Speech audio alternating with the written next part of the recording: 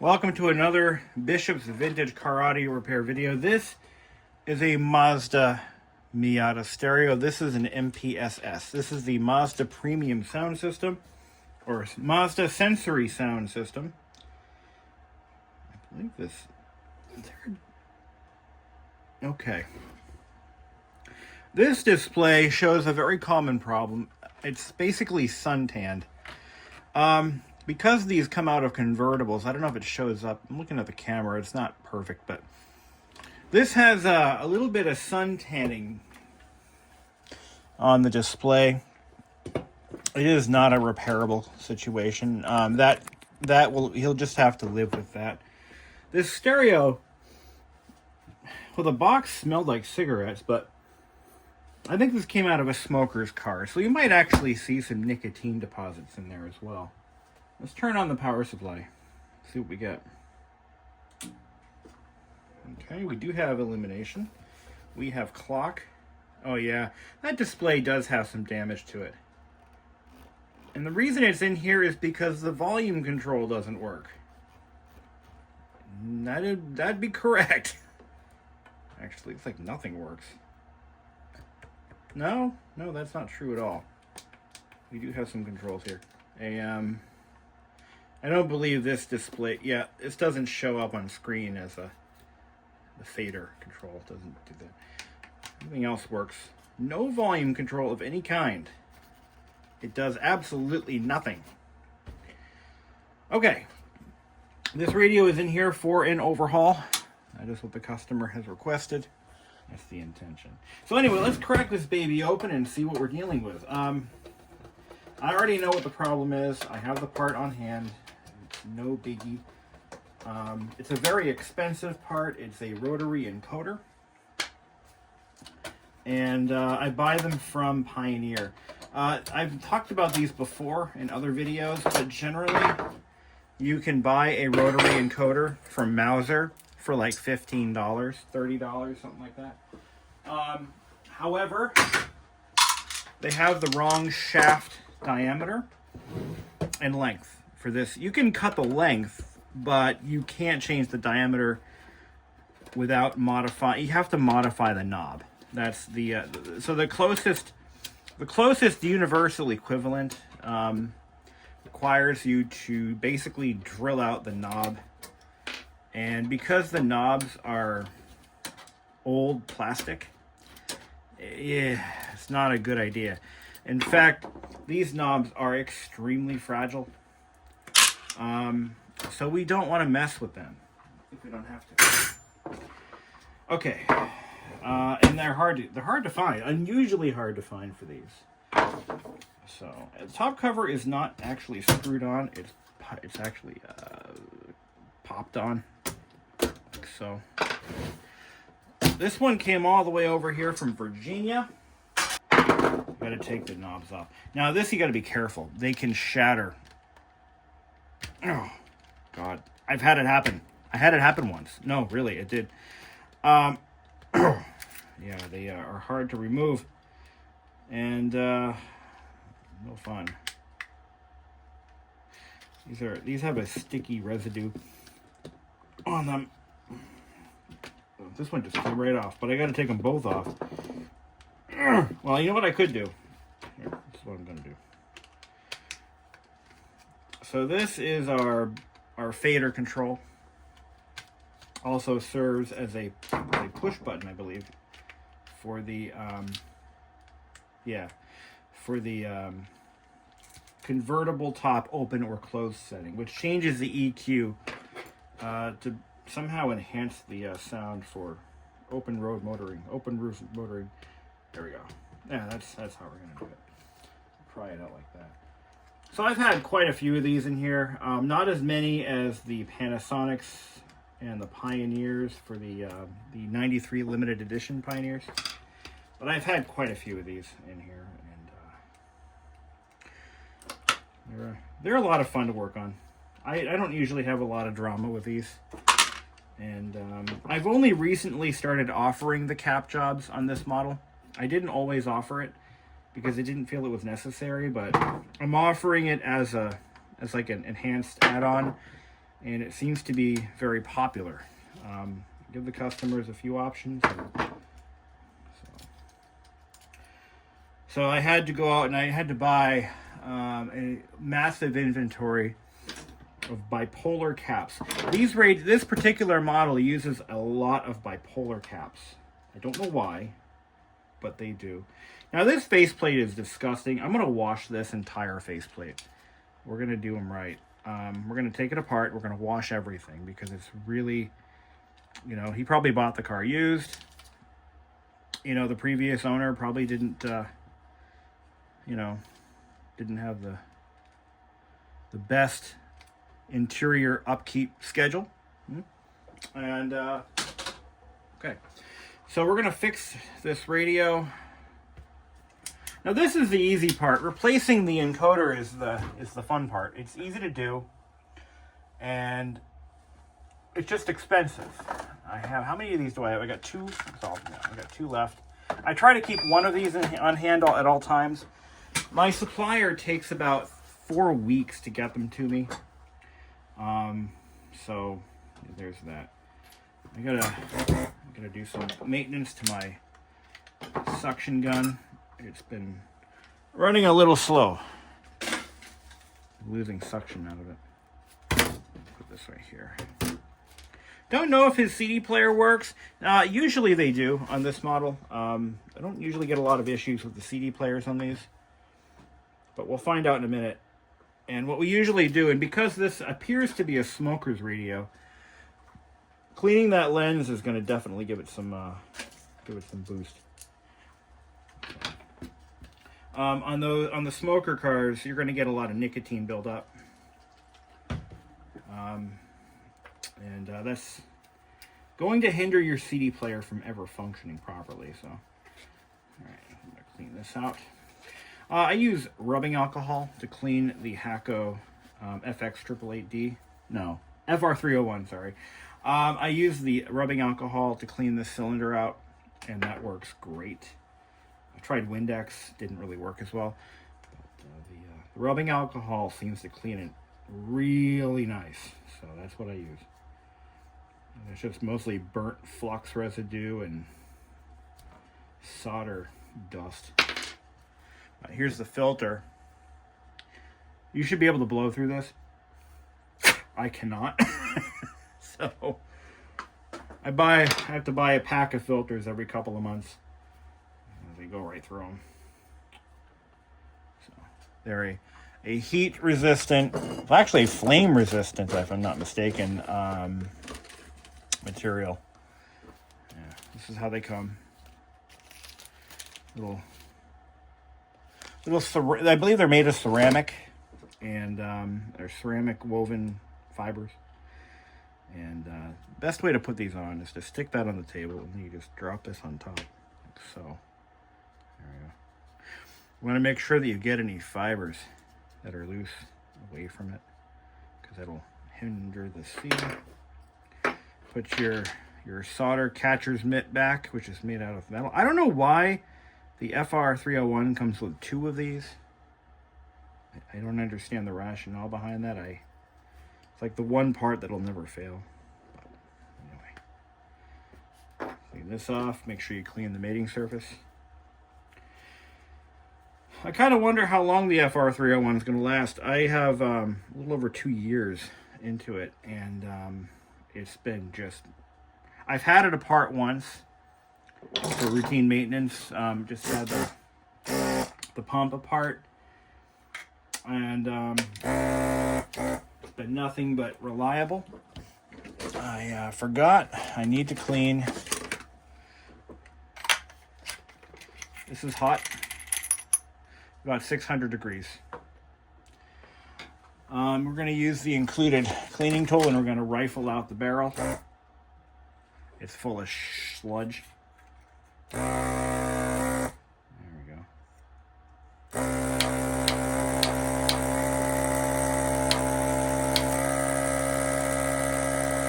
See right down it, looks clean as a whistle. This is the tool they included. Now this is so hot, it will burn you. It's like a branding iron. Put it aside, let it cool off. All right, now put this back on.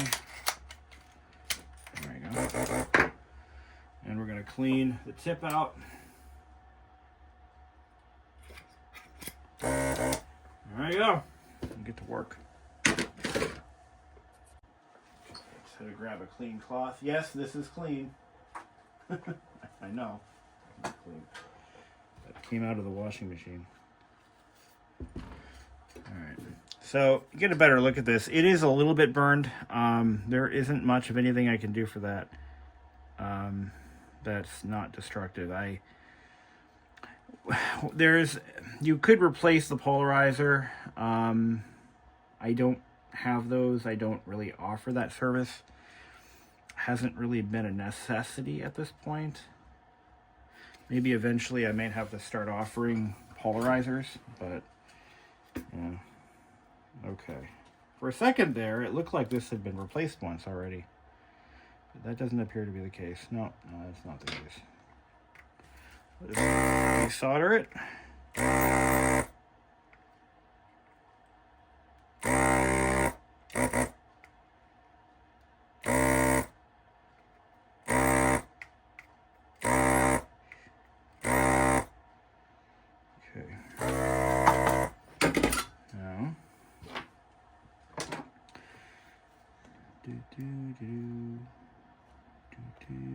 Take the cage off. Pop this off. Yeah, this one is completely trashed. Unfortunately. You can't save these. You can't clean them. You just replace them. That's how it is. You know, they're made by Alps. This is the part number, CSD 1027. And you can see for yourself, they're pricey. I'm going to have to order a couple more of those. I like to keep at least one or two on hand. I usually buy them when my supplier offers, they offer discounts. Pack parts. I get them at Pack Parts. And occasionally they offer a, like a 10 or 20% sale, you know. So I'll pick up a couple of them when they do the sales. Believe it or not, it adds up. Every little penny counts. Now we solder it back in with a clean iron. And we're good.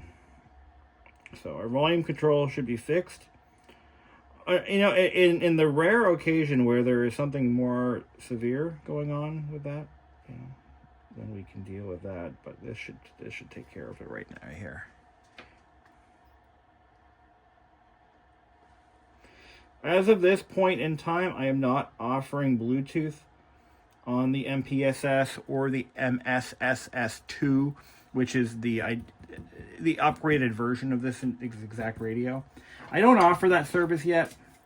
I have been considering adding it, but I do not currently offer it.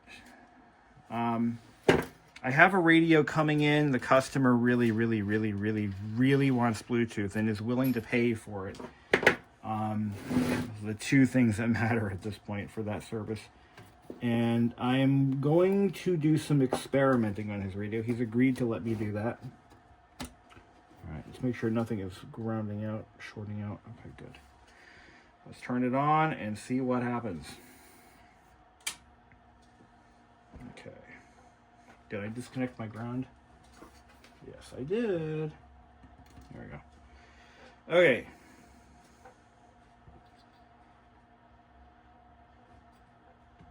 Turn it on. Oh! Alright, all good. All better now. Not loving this display though. You almost have to have light right on it to see it. And if I turn the lights off, okay, you can see it kind of with the lights off. But there is also a lamp burned out here. We're changing all the lamps as part of the service. Now, these radios are wired a bit differently from the NA. Not that much. No, they're not. Never mind. Forget what I just said. Okay. Okay. Now, does the CD player work? If not, have a possible plan. Let's see. I'd be shocked if it did. Ooh. Maybe. Almost. Kinda. It wants to.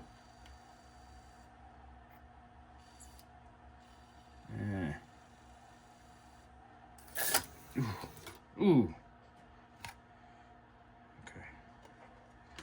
Okay. It ejected the disc at full speed. We're off to a great start. What's that lens look like? Can I see it with this light? Let's see.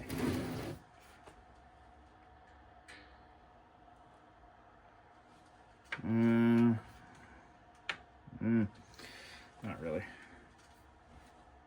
All right, let's pull the power's off. Double check that. Let's pull our CD. I've been getting a lot of these now that have defunct CD players, and I find that my customers like having them, especially if Bluetooth is not an option. So let me see what I can do for it, and then we'll move on to something else. Okay. The last one I had, the spindle wouldn't spin. And it wasn't the normal usual suspect. The spindle motor controller was bad. Ooh, careful. Careful. Okay, yucky. We do have a little bit of board corrosion caused by this battery right here. This is a rechargeable battery. This gets amputated as part of the service. I don't even bother replacing it. It's not really necessary for operation either, so it just gets removed. Okay. The CD carriage, it moves, but not very smoothly, so we're going to lubricate those rails. I'm going to kind of clean them up with a little swab here, a little bit of love there. Get rid of some of the grease. Yeah, this grease is a little bit dried up. It shouldn't come off in flakes. That's how you know it's bad. So we're going to just kind of wipe that off. And I'm going to put some fresh... Actually, use two different things. I'm going to use oil on one, right? I'm going to use oil, a little bit of clock oil, synthetic clock oil, for the bronze, the bushing side, and then we're going to use a little bit of white polyolefin grease. This is not lithium grease, it's polyolefin grease, and it doesn't harden up like lithium does. It remains in a semi-liquid state, or there we go. Let me grab my brush. So if it's trying to drag itself down and it's not moving at a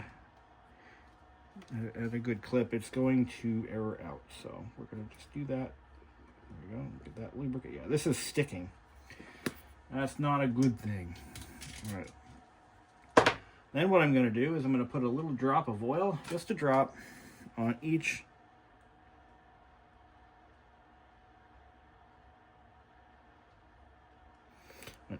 and the CD player has been iffy.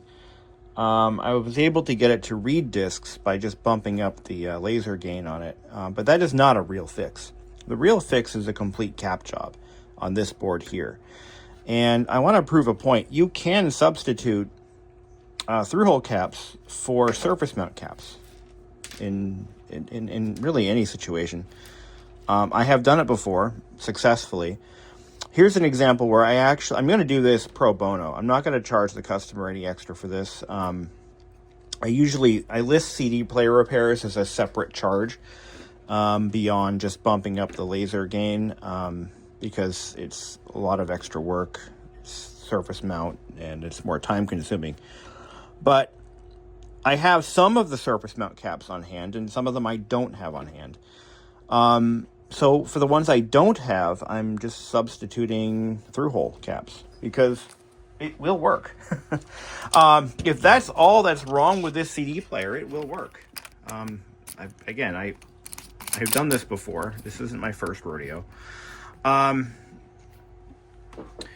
I just want to prove a point. So this CD player has, it's basically, it's shot.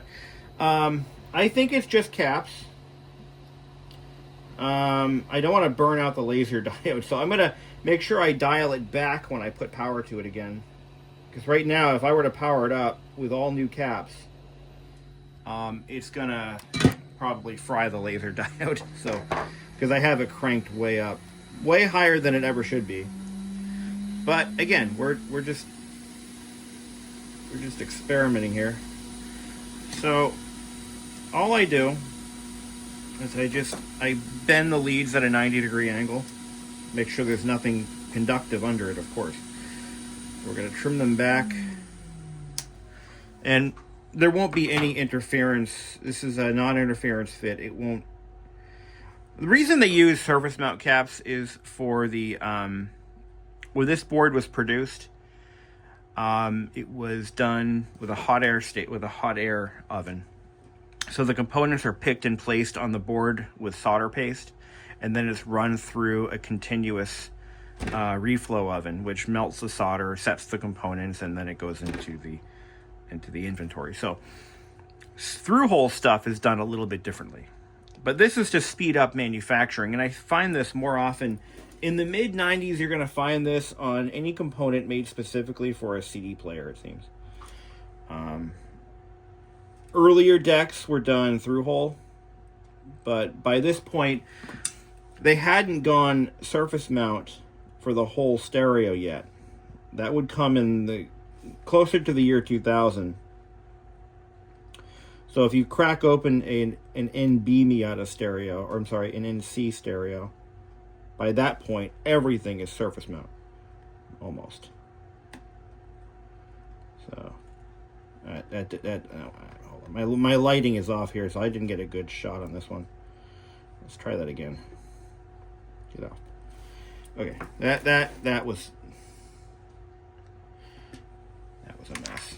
Hold on, my lighting is casting shadows here, so I can't really see what I'm doing. Let me reflow these pads here.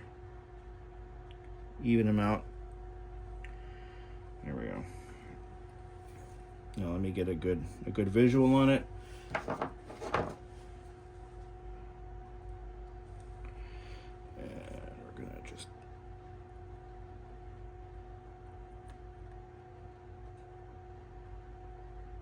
okay, there's one.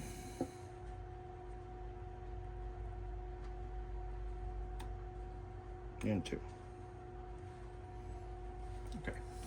So that's done. Whole board's done. Replaced all of these. Replaced every other cap on this stereo except for these. Now they're done. So we let that cool off a bit. Double check, make sure we don't have any bridges or anything crazy. So we've got a couple of caps that are subbed, and some of them are original, or excuse me, are surface mount. Now I'm going to go ahead. I'm going to dial back the laser gain to its factory setting, or where it was when we started, or as close to that as I can get it. And we're going to have to play with it, but we don't want to blow it up. That's paramount. We don't want to blow the fucking thing up. I think that's about right. Put the cable back in. Now this particular deck, the CD deck, was used on this particular model of stereo. It's unique to all the other ones I mess with. Yeah, there's variables throughout the Miata production run. Where is my, there it is. I'm gonna put this back on.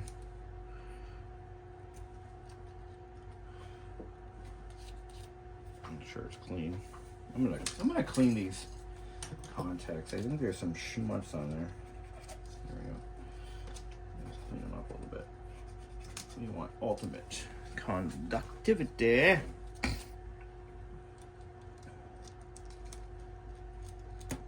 Lock it in. Alright. So it's not going to read the disc on the first go. We're going to have to play with it. We're going to have to readjust it until it kicks in. And then I've got to let it cool off. So what it was doing was, as it heated up, it would work better. Almost like a cold solder joint, but I don't believe that's the case here. I think it is cap related. I'm 99.999% sure it's cap related, and temperature does affect capacitor performance. So, all right. All right. Shut the hot air station off. Shut the soldering iron off. We don't need that anymore. Okay, here we go. All right. Now, this stereo, there are light sensitive. If you have light shine directly on it, it usually will spit the disc out. So,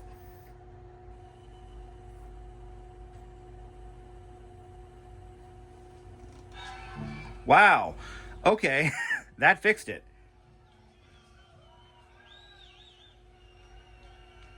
All right. So now what I like to do, first shot, right on the money. Okay, so now this morning it wouldn't do that.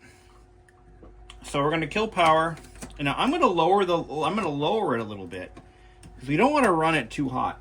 You want to run it as low as it can go. Now I have the procedure for this. I'm going to lower it until it doesn't read the disc, and then I'm going to raise it up a little bit. So I have the procedure in the service manual. However, it requires equipment I do not have access to. I have an oscilloscope, but I don't have the test disc. There's actually a test jig and a procedure that you follow to get those dialed in. I do not have this. Still reading. How does it track? It's working good.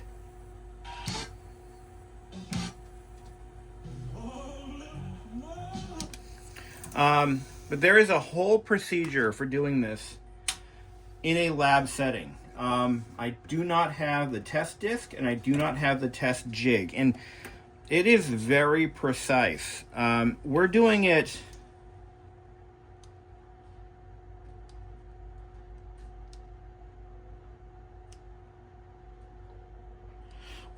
the shotgun method. You know what? I think I'm going to leave it right about where it was. Because if it's too hot, it won't read the disc. And if it's too soft, it won't read the disc either.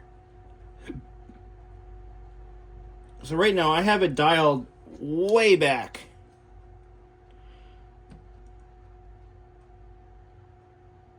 I'm going to put it right back where... I'm going to put it right there. And I'm going to let it run for a little while. Then I'm going to let it cool for a couple hours. And I'm going to run it again. But I just wanted to prove a point. You can change out... If you don't have surface mount caps, as long as there's not an interference fitment issue, why not? You know?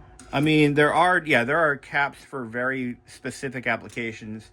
There's temperature ratings, you know, there's ESR, there's low ESR caps, there's high ESR caps, there's I can't think of the other variables, but there are many other variables than just capacitance and physical form factor. But I think we're good. Now I'm going to run through my gamut of test CDs to make sure it reads them all. But I think this whole stereo, this guy got a bargain. I did a little extra work for him, mostly because I'm just testing out things. As more of these start showing up at my front door, I want to make sure that I can address the most common concerns, and that is on this particular stereo, volume control. The volume control knob stops working. Yeah, this is the best it's ever worked. So we definitely solved the issue here, and this is good. This is a good thing, because I'm getting a lot of these now with bad CD players, and I think we're good to go. There are other variables that need to be adjusted and checked for, and that is track run out, tracking gain. There's other things.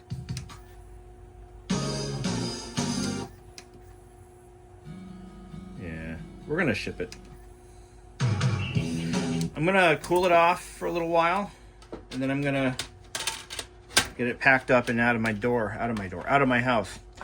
So I'm gonna reorder some of these SMT caps. I'm gonna make a list of what I need, and I'm gonna start doing more. I'm gonna probably give the customers an option to have their decks recapped as well. It looks like. So there's a lot of corrosion in the traces right around this. This is a super capacitor, not a rechargeable battery. I have actually had luck removing these from some units, and they work fine without them. But this one, as I later learned, requires it, strangely. But you can see that it's actually causing a lot of board damage, and we will address this later in the video. So stay tuned. It's not a battery, again, it's a super capacitor, and I was able to identify the exact replacement from Mazda. So that'll be later in the video. Grab a scraper. If I go and scrape this off, there should be clean copper under there, but you know, this is not good.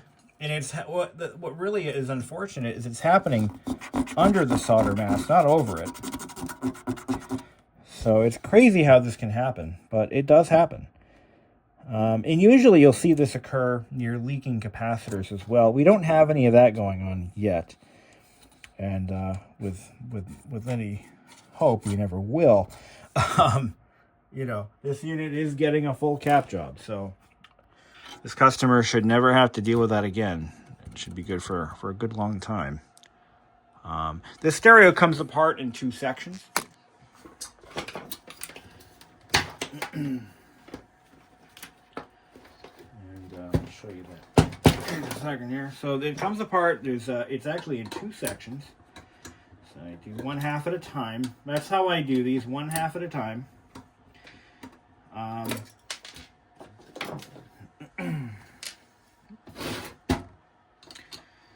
wondering if I could find like a capacitor that's powerful enough to replace that battery, like a... Oops, get this faceplate off. So this is good. We need to do lamps on that. We'll put that aside, and we'll take this chassis apart. So screws in the little bin. And overnight, I'm gonna go ahead and wash his entire faceplate. That's gonna be thoroughly washed and scrubbed up. And where's my spoon? Where's my spoon? There it is. It's kind of spoon shaped. That's why I call it this one. Over here, there's an interconnect, and you just need to gently pry that apart. Now we get to see underneath. There's our cassette deck. I haven't even tested the cassette deck. I don't like to test them because the belt could be completely rotted away, and I could be making matters worse by trying to use it. A lot of times these decks are left idle and never touched, and that belt, from lack of use, believe it or not, will rot away, and it turns into mush. I typically see that on the Pioneers from 1993, 92 to about 95.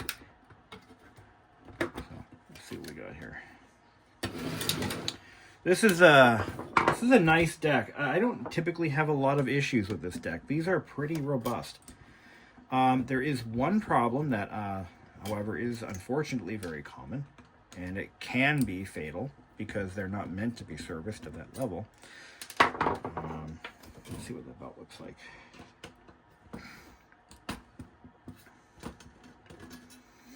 But this is a nicer, kind of more simplified version of Pioneer's deck. Yeah, so here's the belt. It's still in good shape. It's got a, looks like a flat spot. So this has probably not been used in a long time. But not a lot of work needs to be done. Let's pop a new belt on it and clean the heads, and it should be good. Passes a visual inspection. And where are my belts? See my assorted belts. Where's my belts? Did I move them?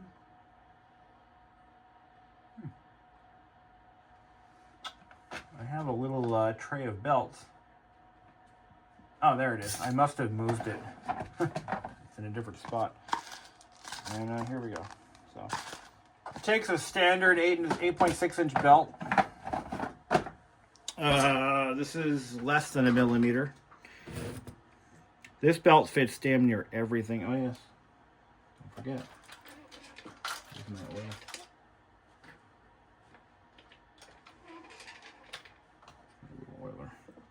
I like to put a drop of, just a little droplet of oil on the motor shaft, on the bearing, while you're in there.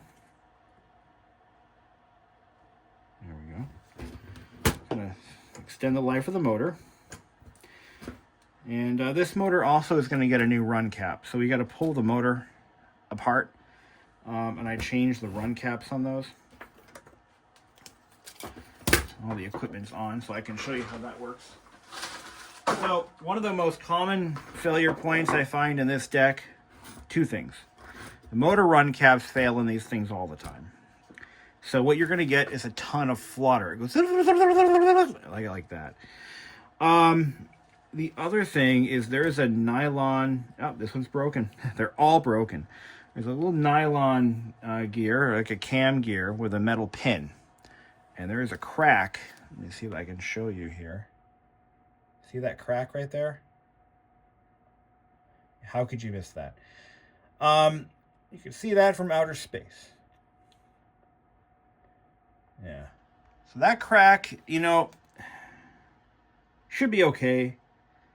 But it's not much you can do. It's because the nylon shrinks.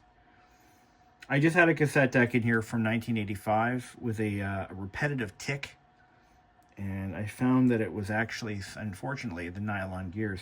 They shrink, and then the teeth no longer line up anymore. And you can't really fix that. You could, in theory, 3D print a replacement, but it won't be any better than what came out. Maybe be worse, as a matter of fact. So that's the thing that happens. So we'll just slide a new belt on there. Like that. Okay. And now what we're going to do is we're going to go ahead and we're going to remove the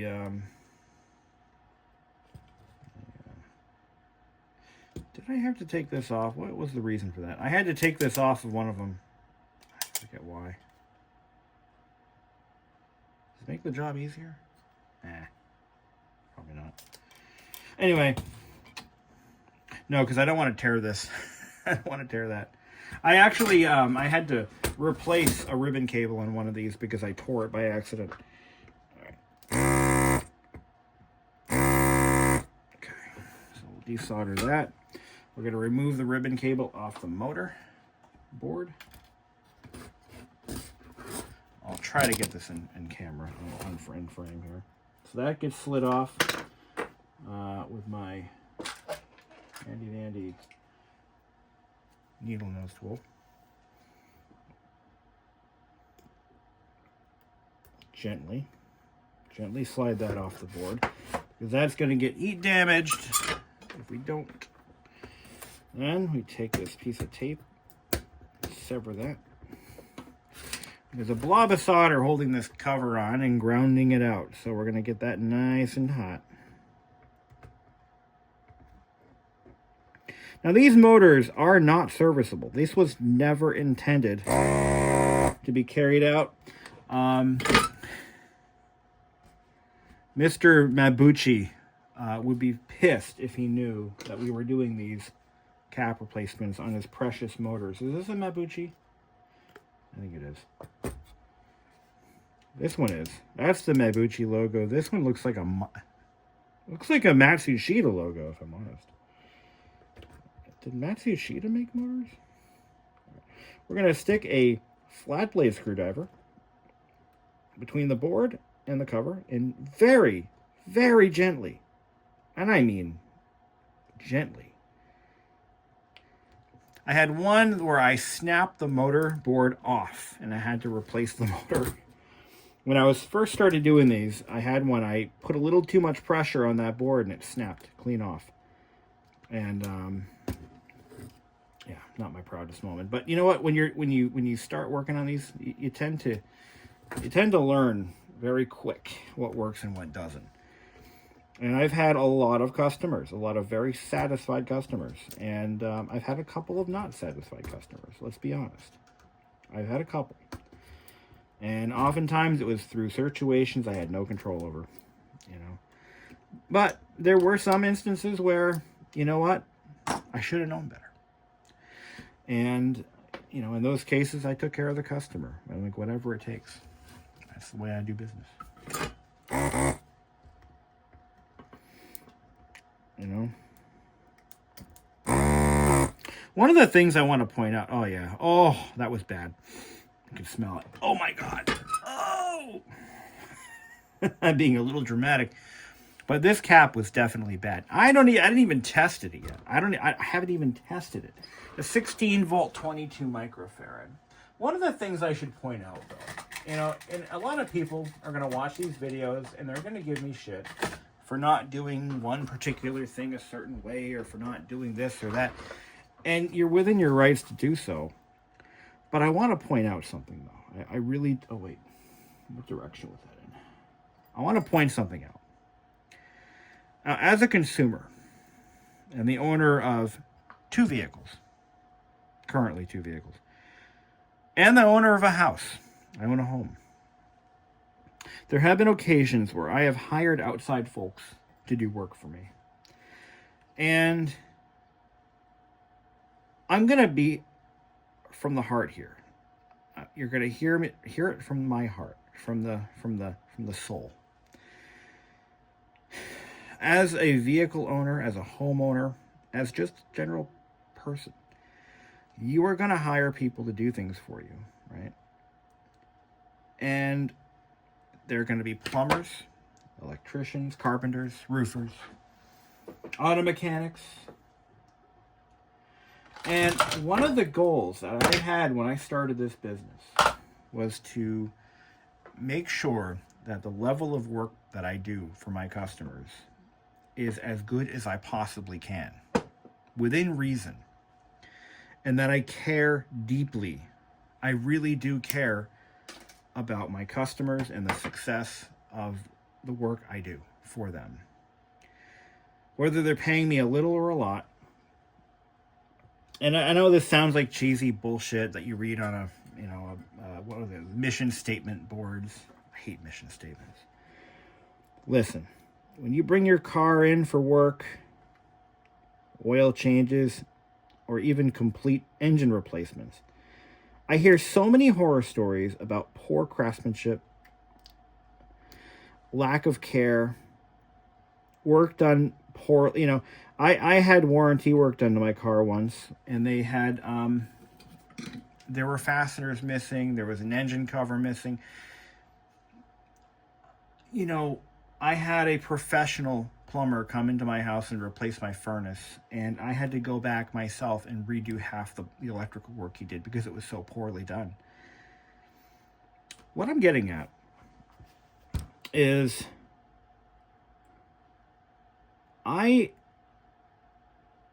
don't want to be one of those people. You know, I want to be the kind of person who does a level of work, a level of craftsmanship that you, the customer, can be proud of, that I can be proud of. It's something that my dad was really big in this stuff. You know, he owned a locksmithing business, and he bent over backwards for his customers. It cost him his business in the end because he was too nice, and he was too cheap. You know, he didn't charge enough. He didn't, well, that and the industry had changed. Oh, by the way, since we have the motor apart, I'll put a drop of oil in there. I watch a lot of YouTube videos of people who are like-minded, and they do quality work at a reasonable price. And their customers are generally very pleased. And I want to be that kind of a shop.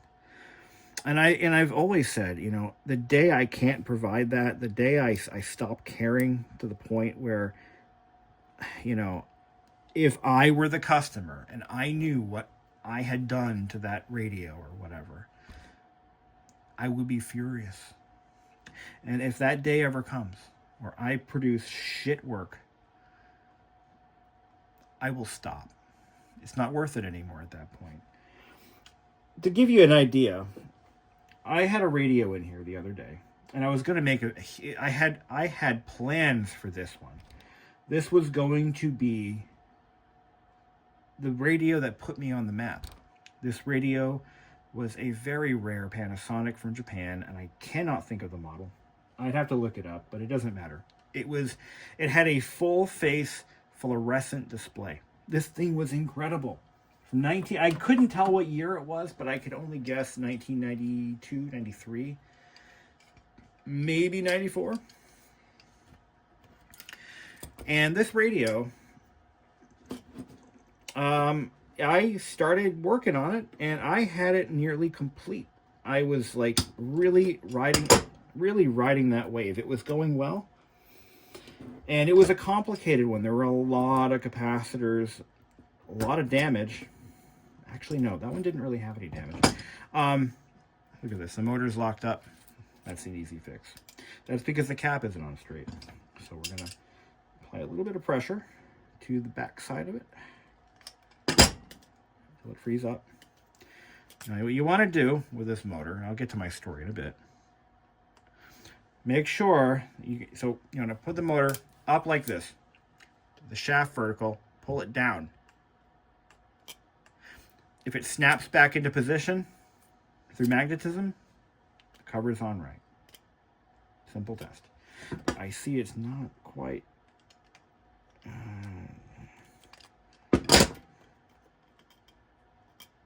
Yep, still on right. A lot of the stuff I'm doing right now, like, there are shops who will take your money and they're not going to do this kind of work. They're not going to put the kind of care that I'm putting into this unit. And that's my point. Getting back to my story.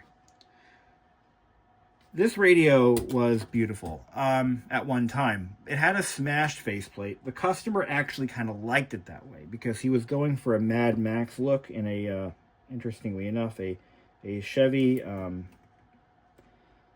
He's putting it in a Chevy Chevelle, 1970 Chevelle. And whatever. Wouldn't be my first choice for that car, but hey, to each his own. But my point is, I got everything working. The cassette deck worked great. The tuner was, well, you can't really use the tuner because it's Japanese, but I had figured out how to do Bluetooth on this radio. Like, I had it all figured out. I'm like, I'm going to do this, this, and this, and this. This is going to get wired here, blah, blah, blah. Things are going great. I was really excited about this project. It was also going to be very profitable because the amount of work that I was doing was pretty extensive. And yeah, that's not free. I was going to charge them dearly for it. I was so proud of this radio. I was so excited that he chose me to do it. Because it's a one-of-one radio. You can't get them anywhere.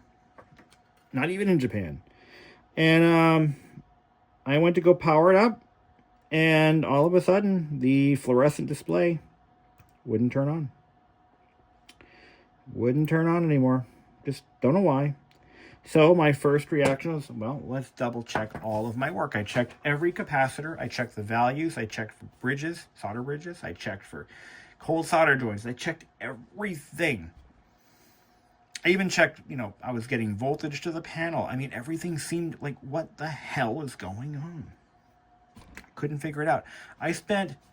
No lie, I spent an entire weekend on that one radio for this one customer. And if I were charging by the hour, which I don't do, I would have bankrupted him if he agreed to pay. It would have been in the tens of thousands of dollars. I mean, this thing would have been crazy expensive.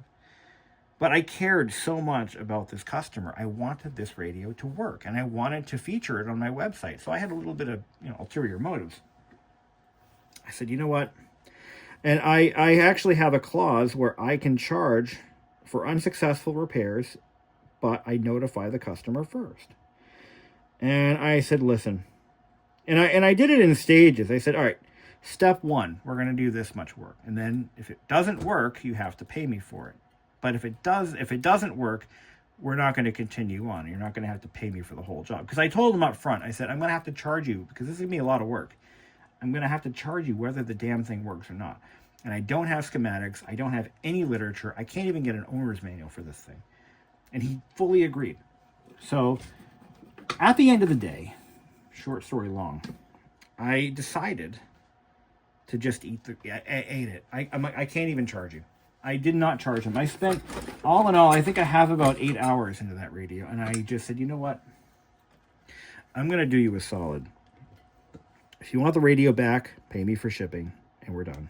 And that's what I did. But I did that because I want him to come back. I want him to find another radio for his car and think of me and the fact that I didn't charge him for all that work. And there really, here's the thing is, I mean, the thing that kills me, and which is why I'm so upset about it, is it worked when it showed up. But it needed a cap job. There were many caps that came out, and they were clearly pissing out electrolyte, despite the fact that it still worked. But it wouldn't have been for long. But the point is, it's just, I couldn't charge him. I could have. I was in my rights to do so. He agreed to the charges. But I didn't charge him. And that's the kind of shop I want to run. I want to run a shop that you can say, tell your friends at the car show, hey, Bishop's Vintage Car Audio did the work on this. And they'll be like, hey, I've got such and such car.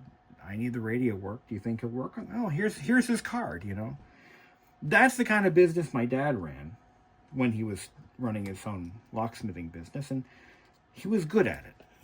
He still is. He doesn't do it anymore. He's semi-retired from that, but yeah, this is good. Motor spins free. Put the belt on. Capacitor is replaced. We now know that this cassette deck is going to run. And it's going to run correctly. We'll get the speed dialed in. When I change those caps, the speed is going to be a bit off. This is how you adjust it through here. Solder is good and strong. I actually solder. This is another thing I do. The motors don't come with this side of the housing solder. That looks ugly. I'm going to try to straighten that out. But I actually solder the both sides of the cap just so that it can't work itself out of alignment. Because it's been off once already, and it was never meant to be removed, ever. We can do a better job on that.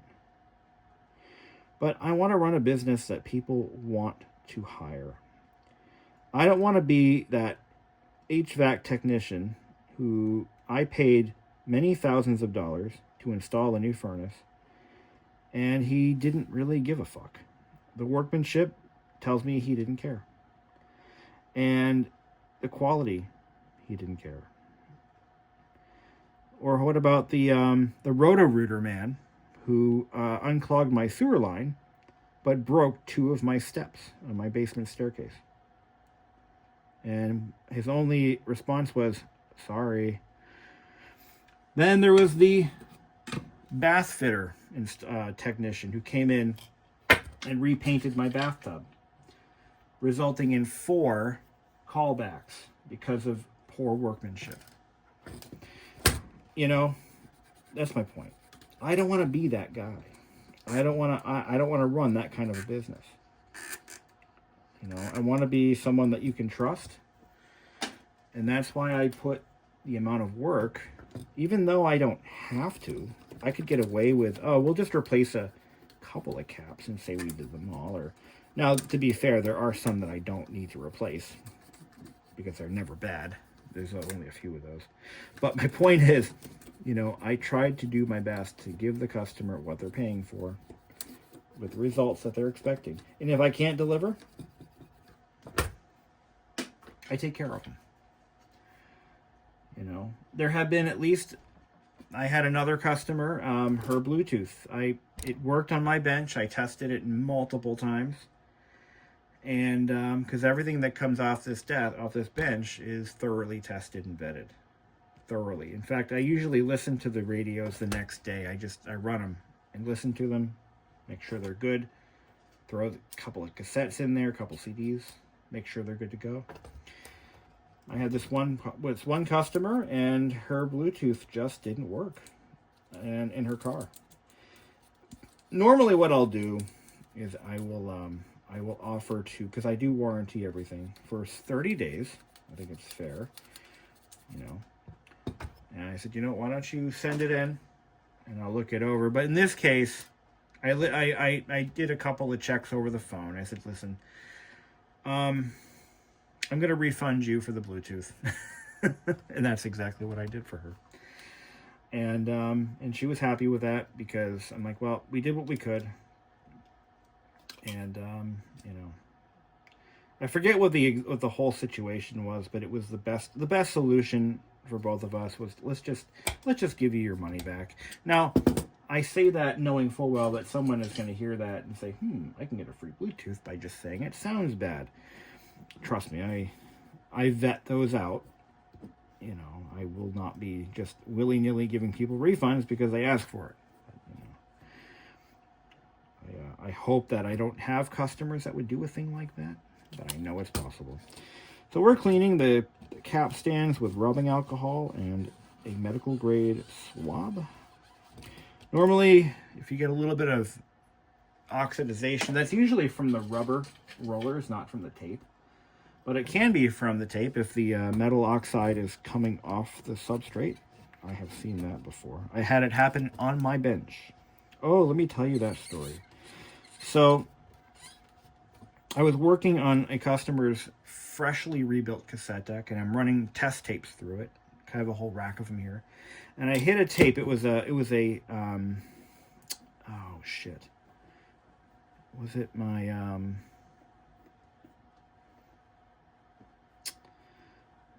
Roy Ayers. It was my Roy Ayers tape. And I had bought it from the thrift store like a few days earlier, and I popped it in. Now, this was a deck I had completely gone through. And everything was good on it. Pop the tape in, play it. And I could see brownish orange dust coming off the tape and getting everywhere. Woo. Absolutely made a mess. What happened was the tape was so degraded that the adhesive that bound the iron oxide to the damn tape had just completely let loose.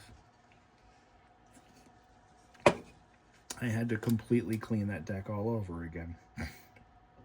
Lubrication shouldn't really be a concern. This one has no lubrication from the factory, and I'm not going to go and add lubrication. It has a few spots of grease, but yeah, we're not going to bother with that. We're not going to mess with it. It's going to be good just the way it is. So let's go ahead and let's test that out.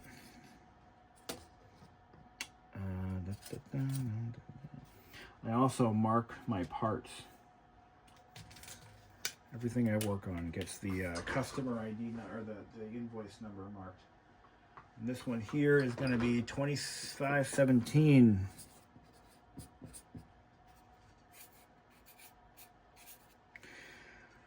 Okay. Now, I do this for a good reason. Here's the thing. If for any reason you find one of these radios on eBay or parts from this radio on eBay, if they ever come back to me, let's say the car gets wrecked and this radio ends up in a junkyard, the junkyard sells it. Somebody buys it. I can tell you where it came from, who owned it, what was done. And let's say it gets parted out. Let's say the cassette deck gets parted out, sent off to another, whatever. Well, of course, at that point, it doesn't have my name. It just has a serial number. But I do that for a lot of reasons, actually. I don't need to get into that here. Customer honesty. But anyways, yeah. Now, if I can't provide quality service and be proud of it, then I'm done. I don't need the money. I do this for extra cash. That's why I do it. It's paid for some really nice trips. I'll tell you that. And that's it. Just a little bit of fun money, so Amelia and I can have fun. That's it. All right. I think at this point we're gonna put the tape deck back in. Let's hear it play. You watch me go through that.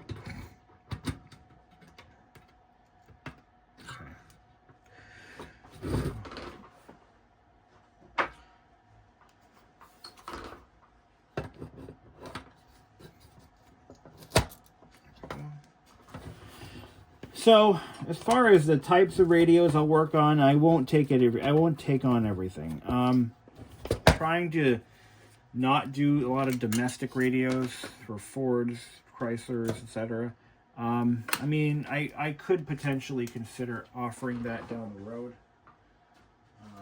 But at this point, I do enough Japanese radios to sustain a business. And be very profitable at the same time. And they, I know them pretty well. All right, let's fire this guy up. All right. Okay, we have clock. Now the first tape I run is going to be a demagnetizer and a head. Oh, I didn't clean the heads. I didn't clean the pinch rollers and I didn't clean the heads. So I got distracted. I will do that. But I'm going to run this tape through it.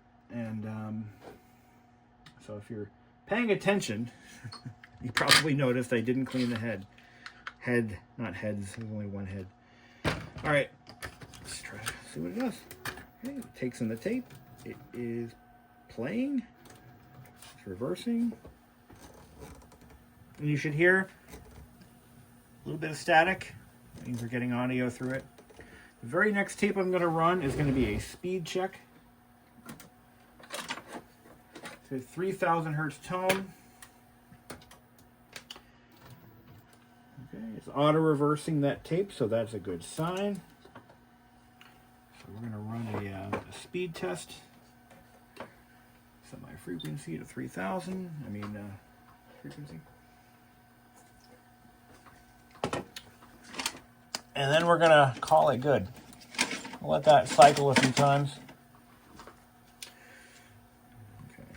I generally don't check the azimuth on these because it's usually not an issue. I only check that if I have to pull the head off for any reason. I actually just had to do one yesterday. I had to pull the head off and I had to readjust the head azimuth. But for the most part, I don't really have to. They sound, and I also do it by ear. If it sounds clean, I leave it alone. All right. Our volume's up too. A little sluggish. Let's see how sluggish. Yeah, it's a little slow. I can tell by you do enough of these. We're gonna be at 2.94. Okay. So what we got to do is we got power off. This is the hard part. I got to take the whole damn thing apart. Okay. It's all going to come off. I use this non-magnetized screwdriver. I got to stick it in here. Find the slot.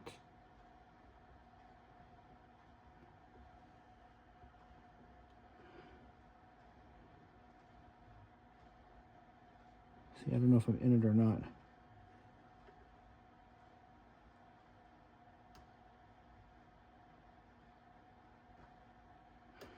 That should do it. Usually it doesn't take much. But with the new capacitor, yes, it's going to need to be recalibrated for sure. Okay, power on. Get my ground.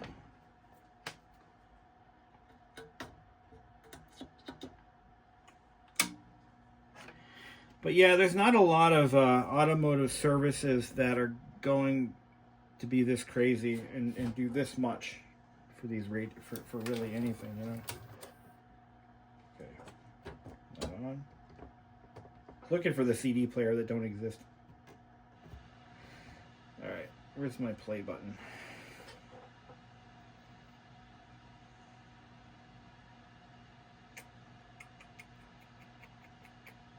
No, there it is. Play. That sounds better. A little high, a little bright.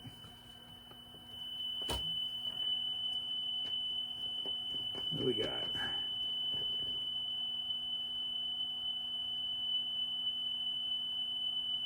.007. Damn, I'm good. But it's clean. Okay. All right. Got to clean the head, but I'll make a note of that. And we got the CD player working, and we got the volume control working. So up next, we're going to do our preventative maintenance. We're going to do our capacitor work, and yeah, baby, this guy will be out the door in no time. Okay. Shut off all the tools. I'm going to bed. So here's what we got. This entire board, including the tuner, not the AM tuner, the FM tuner, has been completely recapped. So this is the AM tuner. This is the FM tuner. So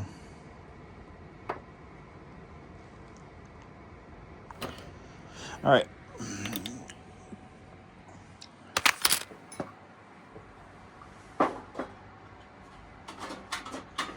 Now, look what I forgot I had. This has the schematics for the whole thing. Basically, this is the same radio, same basic principle, same parts layout. This was for the Body Sonic version, though. And it's going to tell... Oh, yeah.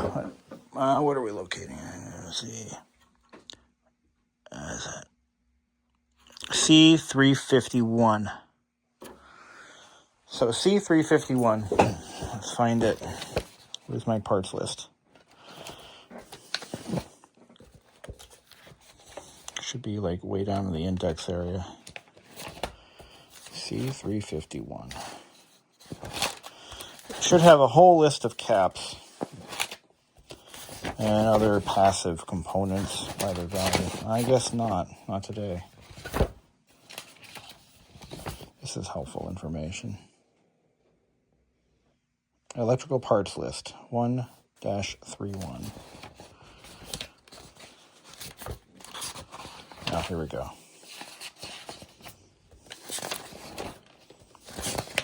C351.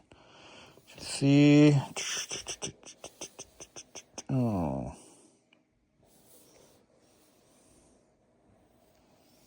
Resistors miscellaneous. Capacitors miscellaneous. Q351 2SB1260. It doesn't tell me what it is though. Oh, it's listing parts by part number.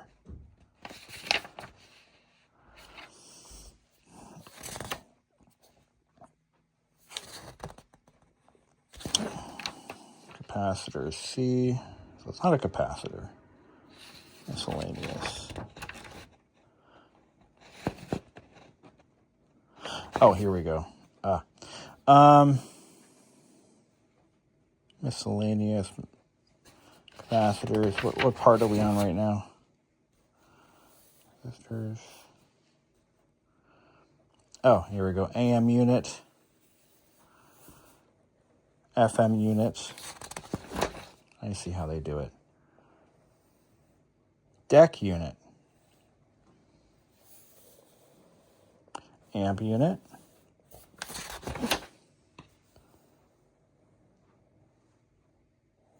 Keyboard.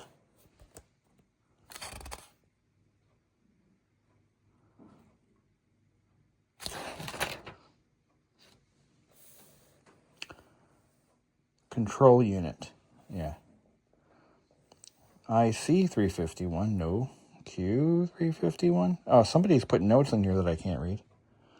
Capacitors. C 351. Ah! 0.1 farad, 5.5 volt. It is a supercapacitor, apparently. CCL 1023. So I have ordered some supercapacitors, both in the 0.1 microfarad and the 0.22 microfarad range. Excuse me, farad.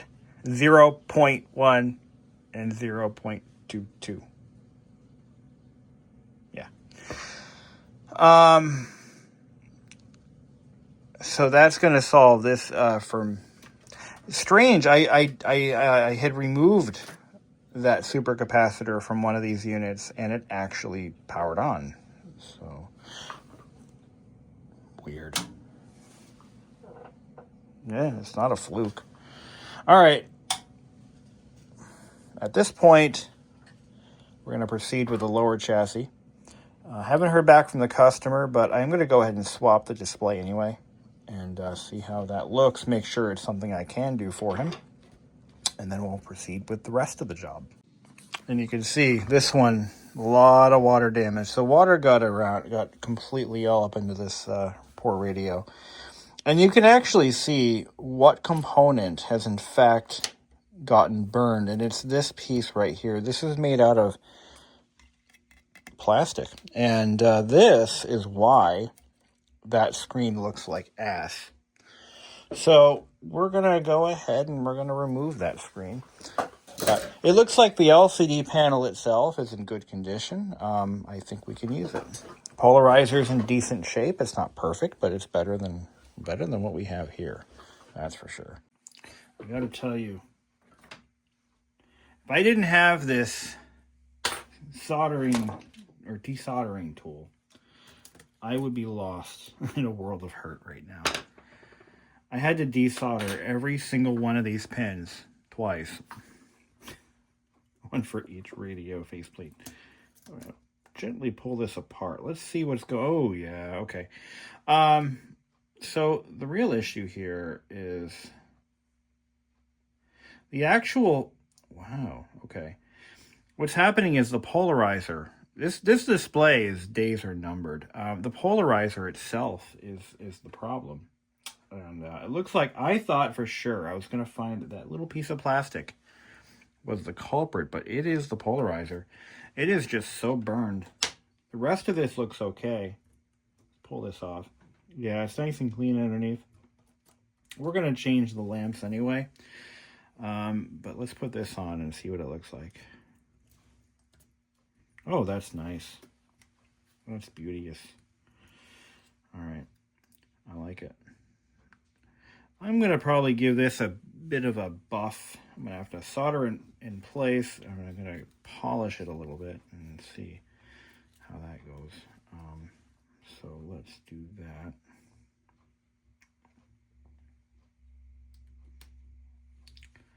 I'm going to put this face down on a clean cloth.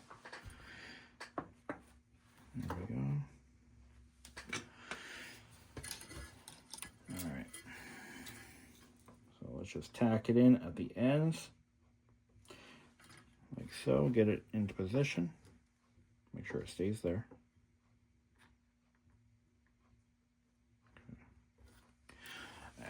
we're going to do this under the magnifier, and I'm going to go through every single joint.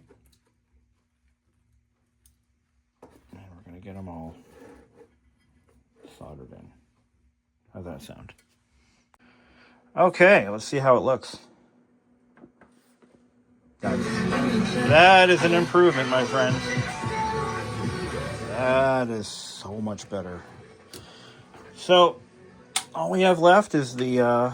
I went ahead and I just did it because, I mean, if the customer says, nah, I don't want to spend the extra money, which isn't... I'm telling you, it's worth his while, cost-wise, then I'll put the old one back on. I mean, I mean, what the hell, right? But I want to make sure, you know, before I offer it to him, or before we commit to it, that I can actually make it happen. So I'm pleased to say that it happened. I can transplant the display, but look at this thing. It was burnt. Now, this is because, and I'm, look at it. Even, ugh. This is because, and this is clearly what happened. Somebody parked this car in the sun repeatedly with the top down, and the sun just beats on it and beats on it. Now, these have a plastic lens over the display, which acts as a magnifying glass. So it's no wonder that that actually happened. Repeated exposure over the course of a couple of years, you're going to get that. Will it happen again? Who knows? But we're going to make this stereo practically new again. And when that super capacitor comes in, we'll be able to button up the top end of this. I did not know that was a super capacitor. I mean, you learn everything. You learn as you go. You know, I don't work with a lot of super caps, so I don't know. I didn't realize it looks like two coin cells stacked on each other, but that's technically not what it is. It is a super cap, and it apparently is required for this radio to function. Like I said, I worked on one just about a week ago, and I removed it entirely. And it did not have any issues. So I don't know. I can't explain that. And I always see them in CD players for some reason. So, you know. Anyway, onward and upward. We already have the cassette deck out. So when we're done, this thing is going to have a long life ahead of it. I really do believe so.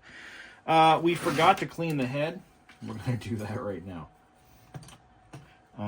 Yeah, I mean, using a head cleaner, let me be completely, let me be honest with you guys. So using a head cleaner doesn't do a heck of a lot. I mean, it does not bad. It's better than nothing. But if you really want to clean the heads in these things, you've got to use a swab. See, there's a little bit of stuff on there. And you want to clean the pinch rollers. You want to clean the cap stands. You want to get all that. And I can tell when one of these units was used with a Bluetooth adapter or a CD player adapter, those little car adapter things, because they are poorly made, and they do tend to leave an impression on the... Oh yeah, look at that. Speak of the devil. Let me see if I can zoom in on this. Let me clean that off real quick, and I'm going to show you what I'm talking about. But those cassette adapters, I don't recommend them. I really don't. They do get the job done. And on these units, I'm, as of this moment, not offering Bluetooth on these. But for those cases where I don't offer it, it is an option you have. If you want Bluetooth, you can use those. They do the job, sometimes better than others. But don't kid yourself. They are not good for your cassette decks. And I will show you in just a momento. Okay, here we go. Alright, forget that. So let's take a look. If I zoom in... Oh, these new iPhones are so great. See if I can get a focus on that. Yeah, you see that? Okay, you see that groove? Let me try that again. Looks like Saturn. Looks like Saturn's rings. Here, let's zoom in a little more. Focus, you. There we go. See that? Do you see that right there? That is the direct result of using a tape adapter. This is what it's supposed to look like. Yeah, so this one someone had been using one of those. Someone had been using one of those for some time on this deck. Now look at this one. Perfect. Perfectly smooth. Like a race car tire. Now this one, go back into it. Zoom. Why did my screen just say paused? See that?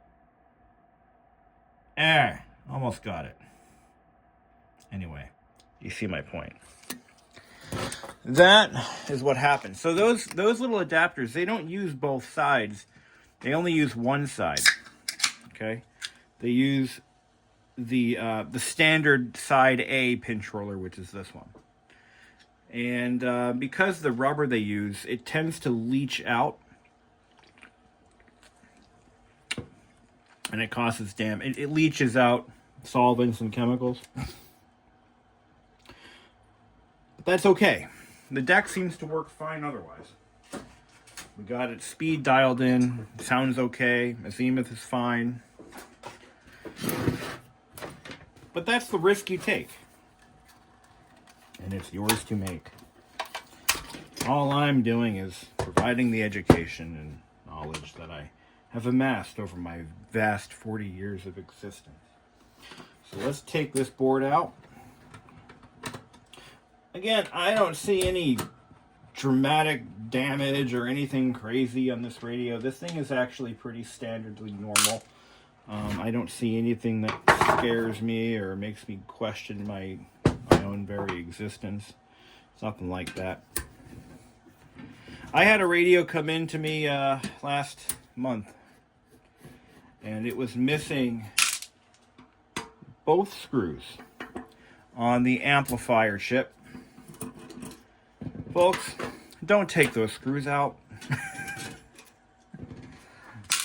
It can cause your amplifier to overheat, potentially. Don't do that. I had one of these radios come in once. This exact model, by the way, it was one of these. One of these chips was completely blown apart. Like, who hurt you? What happened? I want to know. You make it all better. I was able to fix it. Fortunately, I had a water damaged unit, which also, by the way, that same stereo provided the replacement LCD for this one. But I had a water damaged radio that I was able to extract the amplifier chip off of. Now, I don't know what caused it, but I have a hunch. I believe that at some point, somebody applied 12 volts to the speaker output. That's the only thing I can come up with that makes any logical sense. But it completely blew apart. To smithereens. Yes, smithereens. Now I do see, okay, I see a little bit of corrosion on this board right here. Don't know what it's from. None of these caps seem to be leaking, but it is below. No sign of any water intrusion. Don't know what caused it, but there's a little bit of discoloration here. It gets me kind of, all right. I'm not nervous, but, you know, these things happen.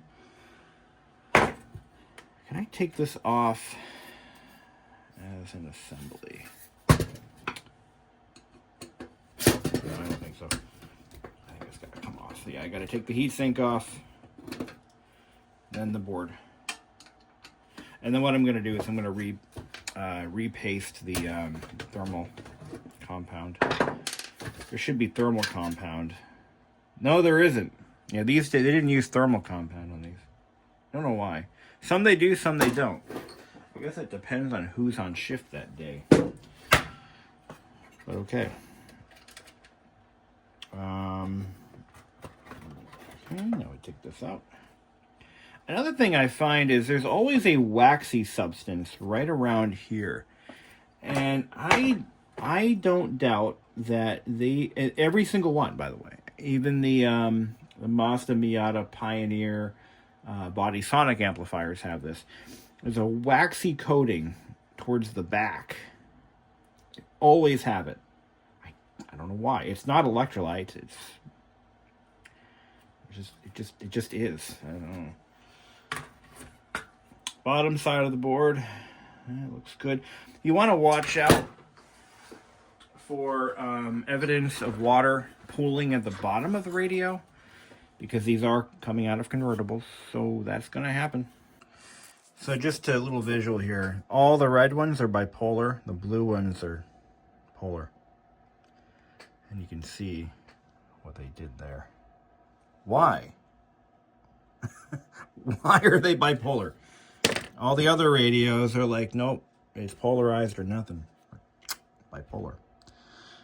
Why? Why? So I had to stock up on bipolar capacitors that I don't normally use. Oh well. So it's March 11th, and I figured, what the hell? Let's blow the dust off. This car has been driven since October, or I think I put it away early this year. You know, just because. There's no salt on the roads. It hasn't snowed in a while. We've had some nice weather, actually. Yeah, she runs good. It's always fun to take this thing out for a little quick spin before we really kind of hit the spring weather. You know, it's always exciting.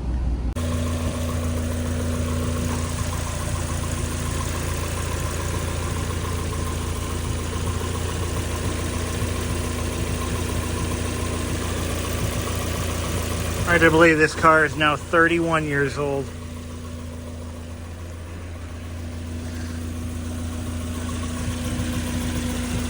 Okay, well, all the caps are done on this board. You'll notice that I used larger caps, physically larger than what came off. The reason for that is some of these capacitors are hard to find. And I have never really had any trouble making what's available work. They are perfectly fine electrically. It's just the packaging requires me to lay them down on their sides. Yeah, it is what it is. Sometimes it comes down to price. You know, sometimes the one that's in the size I need is 2-3 times the price of the larger one. And a lot of them are basically slated for discontinuation.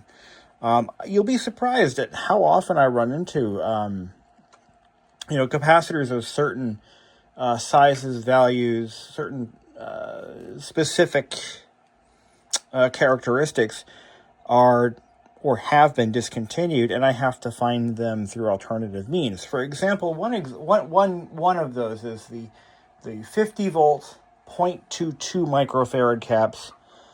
I have to buy them on eBay, and I believe they're leftover inventory. They are just not, the electrolytic caps of that value just aren't in production. Or if they are, they're through a less desirable, lower tier cap maker. So I forget the specifics on that one, but I do have to make do with what I've got. One time I had to use a surface mount cap in place of a through-hole cap. One time I had to use a through-hole cap in place of a surface mount cap. It worked both ways. A cap is a cap is a cap, as long as it meets the bare minimum, at least, specs of what the manufacturer specified. Don't worry. Also, the original caps were mostly 85 degree. Mine are a mixed bag of 85 and 105. So the temperature ratings are all over the place, but at least they will meet the original spec of 85 degrees Celsius. Not Fahrenheit, that would be awkward. Sun comes up, your stereo dies. Not a good time. All right, we're going to put this back together again. All right, so I got the display assembly all reassembled. Now you can see it from multiple angles. I cleaned the entire faceplate, although I could have done a better job. I'll do a better job in a minute. I actually took the whole thing apart, washed everything in hot soapy water. Let's turn it on. Got new lamps in there. Look at that. It lights up. Now you'll notice when I shut the dash lighting off or turn it on, the display dims. It's supposed to do that. It goes into, day or night mode. But if I turn this off here, you can see, look at that. That's beautiful. It's gorgeous. Now, this is not bright as hell. This is not intended to blind you. It's meant to make it visible. It's not intended to blind the driver. So it's not bright. It's not supposed to be. There are 4 lamps on that, by the way. Let's turn it on. All right.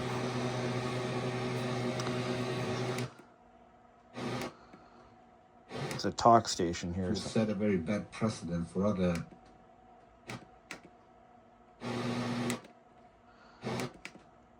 Small part due to what happened at the White House when your President Volodymyr Zelensky met with the U.S. President and Vice President and how he was treated in that meeting. In the end, do you believe your president got what he wanted from these talks, or was he left in a position? Now, one thing I want to point out, the audio button. There's a small pinhole in there. That happens on a lot of these, actually. And it's due to the plastic getting brittle and someone putting a little too much pressure on it. I see it all the time on the older Pioneers, but not often on this model. I don't have any replacement buttons, unfortunately. I've been trying to find a couple of these to pull for parts, but I haven't had much luck at a price I'm willing to pay. But that's it. Means that, the U.S. is standing with us. This is looking good. This customer is going to love this. So I'm just waiting for that super capacitor to come in, and we'll ship her out. I'm going to send the bill out tonight and hopefully get some money. And yeah, this one went pretty well. This is how they should go. So, oh yeah, and I wanted to show this too. So I have a light shining on it. Look at that. Now watch this.